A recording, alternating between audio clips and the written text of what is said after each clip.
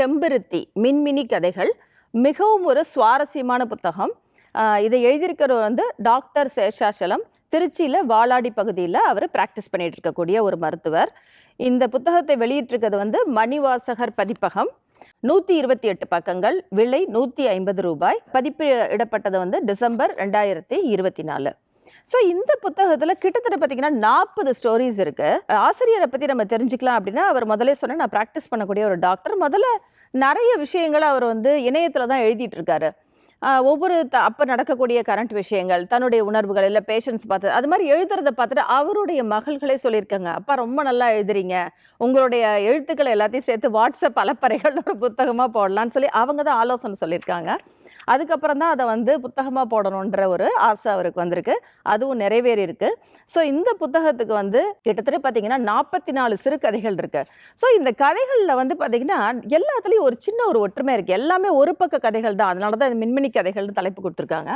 But இதில் ஒரு ஒற்றுமை இருக்குது. என்ன ஒற்றுமைன்னு பார்த்தீங்கன்னா, ஒவ்வொரு கதையிலையும் ஏதோ ஒரு அறிவியல் உண்மை, இல்லைன்னா ஒரு சரித்திர உண்மை, இல்லை ஏதோ ஒரு சுவாரஸ்யமான விஷயம், இல்லை நடக்க போகக்கூடிய ஒரு விஷயம், இல்லை ஜோசியம் சம்மந்தப்பட்ட ஒரு விஷயம்னு சொல்லி ஒவ்வொரு கதையில ஒரு சின்ன சின்ன விஷயத்த அழகாக கொடுத்துருக்காரு. அதுதான் இந்த கதைகளை வந்து ஒரு பக்க கதையானாலும் அதை ரொம்ப வந்து சுவாரஸ்யமாக்குது.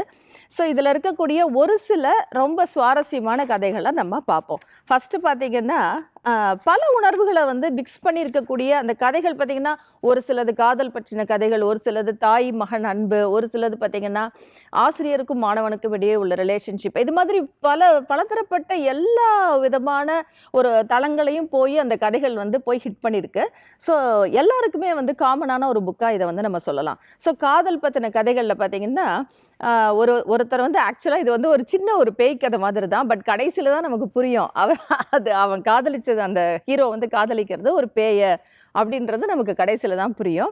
ஸோ அதை படிக்கும் போதே ரொம்ப வந்து ஒரு சுவாரஸ்யமாக இருக்குது. ப்ளஸ் அதில் ஒரு சின்ன ஒரு நிக்கும் அவர் வச்சுருக்காரு. எப்படி வந்து அந்த காதல் வந்து நிறைவேறாமல் போனதுனால அந்த பெண் வந்து ஒரு ஜாதி பிரச்சனையினால் கொலை செய்யப்படுகிறாள். அவள் வந்து ஒரு ஆவியாக மாறி அந்த இடத்துல இருக்கா அப்படின்ற மாதிரி அந்த கதையை கொண்டு போகிறாரு. ஸோ இது மாதிரி நிறைய சமூக பிரச்சனைகளையும் அந்த சின்ன சின்ன கதைகளுக்குள்ளேயே ரொம்ப அழகாக வந்து கொண்டு வந்து வச்சிடுறாரு.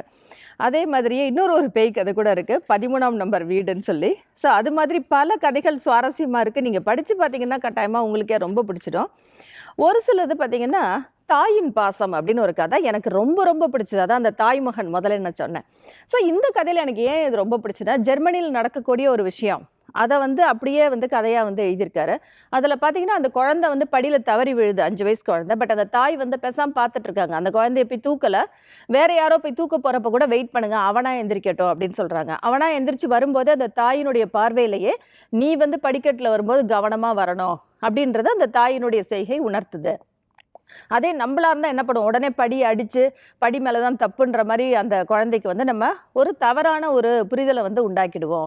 ஸோ பட் அந்த ஜெர்மனியில் இருக்கக்கூடிய அந்த தாய் வந்து எப்படி குழந்தை நீ வந்து படியில் வரும்போது கவனமாக வரணும். ஸோ ஒவ்வொரு இடத்துலையுமே நமக்கு அடிபடுதுன்னா அதுக்கான காரணம் நம்மக்கிட்ட இருக்கலாம். அடிபடுறதுன்னா அடிபடுறது மட்டும் இல்லை தவறு அப்படின்றது ரொம்ப அழகாக அந்த சின்ன கதையில் வந்து ஒரு நல்ல ஒரு உண்மையை புரிய வைக்கிறாரு. ஸோ இது மாதிரி தான் ஒவ்வொரு அந்த கதைகள்லையும் பார்த்தீங்கன்னா மிக மிக அழகாக நிறைய சின்ன சின்ன விஷயங்களை அழகாக அந்த கதைகள் வந்து நமக்கு டீச் பண்ணிடுது. ஹிஸ்டாரிக்கல் ஸ்டோரிஸ்ன்னு பார்த்தீங்கன்னா 2-3 ஹிஸ்டாரிக்கல் ஸ்டோரிஸ் இருக்குது. ஒரு இதில் பார்த்தீங்கன்னா நம்ம பொன்னியின் செல்வன் இப்போ வந்ததில் நம்ம எல்லாருமே பார்த்துருப்போம். அந்த மூவியில் ஆதித்த கரிகாலன் எப்படி சதி செய்து கொல்லப்படுகிறான், அது சம்மந்தப்பட்ட ஒரு கல்வெட்டு ஒரு திருச்சி பக்கத்தில் இருக்கக்கூடிய ஒரு சின்ன கிராமத்தில் ஒரு கல்வெட்டு கிடைக்குது. அதில் உண்மையாக ஆதித்த கரிகாலன் யாரால் கொல்லப்பட்டான், என்ன ரீசன் அப்படின்றது ரொம்ப அழகாக இருக்குது. அது நீங்கள் படித்து தெரிஞ்சுக்கங்க அந்த உண்மை என்னன்னு. அது போலவே ராஜேந்திர சோழன் காலத்தில், ராஜராஜ சோழன் ராஜேந்திர சோழன் காலத்தில் எப்படி அந்த கடல் படைகளை வந்து எப்படி நிர்வகித்தாங்க, எப்படி பல நாடுகளில் போய் படையெடுத்தாங்க, அதை பற்றின ஒரு 1-2 கதைகளும் இருக்குது. அதுவும் ரொம்ப ரொம்ப சுவாரஸ்யமாக இருக்குது. ஸோ அதுவும் வந்து நீங்கள் படிச்சுக்கலாம். மொத்தத்தில் இந்த 40 கதைகளை படிக்கும்போது பல விஷயங்களை நம்ம தெரிஞ்சுவோம். இன்னொரு ஒரு கதை பார்த்திங்கன்னா, பிரிவு அப்படின்ற கதை மிக மிக அருமையாக ஆப்பிரிக்க நாட்டில், கானா நாட்டில் அந்த பழங்குடி மக்களை எப்படி பிடிச்சிட்டு போய் அடிமைகளாக வச்சு யூரோப்பில் கொண்டு போய் விற்றாங்க. அப்போ அந்த பிடிச்சி வச்சுருந்த காலத்தில் அவங்கள எவ்வளோ ஒரு கடுமையான ஒரு சூழ்நிலை வச்சுருந்தாங்க. அதை போய் வந்து ஒரு ரிப்போர்ட்டர், இப்போ இருக்க ரொம்ப நல்ல நிலையில் இருக்கக்கூடிய ஒரு சிங்கர், ஒரு ரிப்போர்ட்டரும் போய் அதை பார்த்துட்டு தன்னுடைய முன்னோர்கள் பட்ட கஷ்டத்தை நினச்சி அந்த பெண் அழற மாதிரி இருக்குது. அந்த பிரிவு அப்படிங்கிற அந்த ஒரு கதை அப்படியே நெஞ்சத்தை உருக்கிடுது. ப்ளஸ் உண்மையும் நடந்த உண்மையையும் ரொம்ப அழகாக அதில் வந்து கொடுத்துருக்காரு. ஸோ இப்படி பல விஷயங்களை உலக விஷயங்களையும் இந்த கதைகளை படிக்கும்போது தெரிஞ்சுக்கலாம். ஸோ மிஸ் பண்ணிடாதீங்க. செம்பருத்தி மின்மினி கதைகள் எழுதியவர் டாக்டர் சேஷாசலம் ஐயா. தேங்க்யூ.